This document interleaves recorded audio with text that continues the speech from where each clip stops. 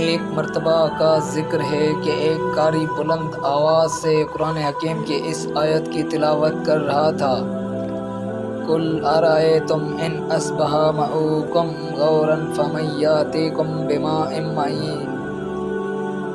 اے رسول، ان سے کہو کہ بھلا دیکھو تو یہ تمہارا پانی خشک ہو جائے تو پھر کون ہے جو تمہارے لیے پانی کے چشمے جاری کر دے۔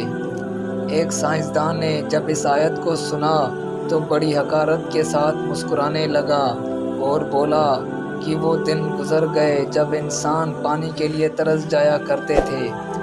یہ دور سائنس اور فلسفے کا ہے۔ اگر پانی خشک ہو جائے تو کیا غم ہے، ہم ٹیوب ویل لگا کر زمین میں چھپے ہوئے ستونوں سے بھی پانی نکال سکتے ہیں۔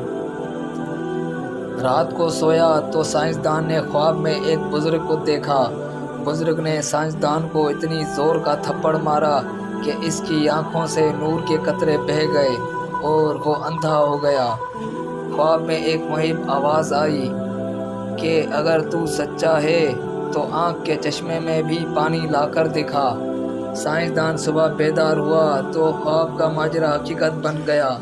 بصیرت سے تو پہلے ہی محروم تھا، اب بصارت سے بھی ہاتھ دھو بیٹھا۔